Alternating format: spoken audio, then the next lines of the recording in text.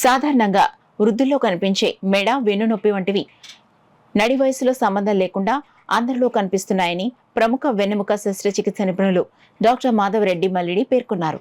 బోట్ల ఉద్యానవనంలో walkers సంఘం ఆధ్వర్యంలో జరిగిన ఆరోగ్య అవగాహన కార్యక్రమాన్ని ఉద్దేశించి ఆయన మాట్లాడారు. ఎక్కువసేపు ఒకే భంగిమలో కూర్చోవడం, నిలబడడం, బరువులు లేపడం, ఎక్కువగా ద్విచక్ర వాహనాలను నడపడం, స్థూలకాయం, ఎముకల్లో కాల్షియం తగ్గడం వంటి కారణాలతో వెన్ను, మెడ నొప్పి వస్తాయన్నారు. శరీర భాగాలకు మెడ, నడుం విద్యుత్ ఉత్పత్తి చేస్తుందన్నారు. మెడ 12 కేజీల వరకు బరువు మోస్తుంటే మిగతా శరీరం బరువును నడుం మోస్తుందన్నారు. శరీరం మొత్తానికి వెన్నెముక కీలకమన్నారు. 16 గంటల పని చేసేది వెన్నెముక అని అన్నారు.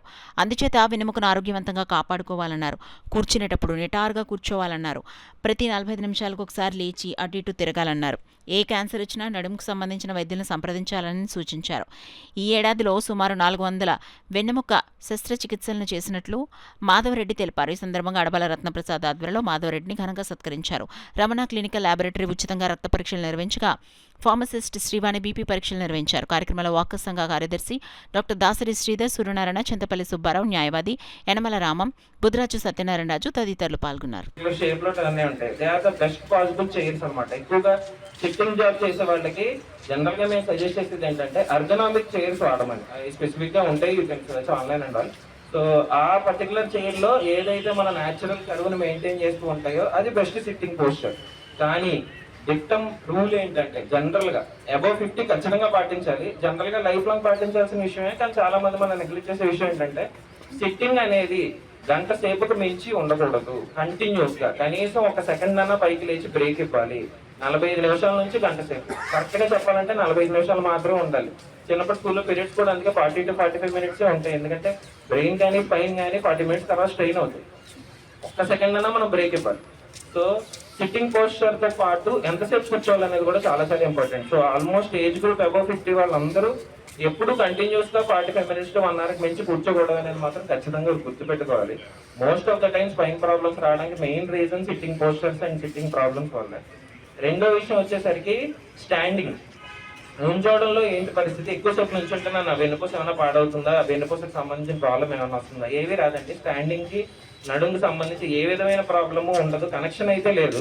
బట్ మెయిన్ థింగ్ ఏంటంటే సేమ్ రూల్ దీనికి కూడా వర్తిస్తుంది. ఒక పర్టికులర్ పోస్చర్ లో ఏదో స్టాచ్యూ లాగా ఒక 1 hour పైన నుంచున్నా, హాఫ్ అన్ అవర్ పైన నుంచి 45 మినిట్స్ పైన నుంచున్నా కూడా డెఫినెట్ గా నడుము మీద ఒత్తిడి పడే అవకాశం ఉంటుంది.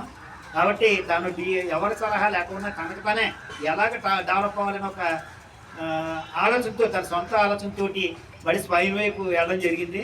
అది వేళ మన కాకినాడలోనే చాలామంది తనకి ప్రొఫెసర్స్ కానీ హైదరాబాద్ వాళ్ళ సెమినార్లు అవి జరుగుతాయి. ముంబై నుంచి, ఢిల్లీ నుంచి వాళ్ళ డాక్టర్లు వస్తుంటారు.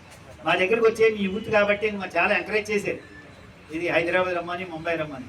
లేదు నాన్న, మన కాకినాడలో మనం ఉన్న సేవలకు చేయాలి. ఎందుకంటే గవర్నమెంట్ సీట్లతో మనం చదువుకున్నాం. మనకి 5 కోట్లు ఇంచుమించుగా వాల్యుబుల్ సీట్లని భగవంతుడు మనకి ప్రసాదించాడు. కాబట్టి మన కాకినాడలో మనమే పేదవాడికి సాయం చేయాలని చెప్పి తనకి చెప్పినట్టుగా తను యాక్సెప్ట్ చేసి మన కాకినాడలోనే ఫస్ట్ సర్జరీ అయితే ఒక ఏమంటారు, మన సంక్రాంతిలో వస్తారు కదా గంగిరెడ్డి వాళ్ళకి ఫ్రీగా ఆపరేషన్ చేస్తే వాళ్ళు ఆర్ట్ గీసి పట్టుకొచ్చింది ఆ అమ్మాయి. నిజంగా కళ్ళ నీళ్ళు జరగాలి ఆర్ట్. ఎందుకంటే వాళ్ళు ఏమీ ఆపరేషన్ రూపాయి పెట్టుకోలేకపోయేది. తనే తిరిగి క్లినిక్లో మాట్లాడి తను ఫ్రీగా చేస్తూ ఆ క్లినిక్కి సంబంధించి కూడా వాళ్ళతో మాట్లాడి ఫ్రీగా చేయించాడు. కాబట్టి ఎవరైనా భేదవాళ్ళు ఉన్నా కానీ తను ట్రీట్మెంట్ చేయడానికి సిద్ధంగా ఉన్నాడు. అలాగని గవర్నమెంట్ పద్ధతిలో ఉన్నాయి ఆరోగ్యశ్రీ కానీ, లేదంటే మన చాలామంది ఇన్సూరెన్స్లు ఉంటాయండి. ఏదైనా తను చేస్తాడు. మనం ఎవరు కూడా మన కాకినాడ జిల్లాకు సంబంధించి ఎవరు కూడా బయటకు వెళ్ళక్కర్లేదండి.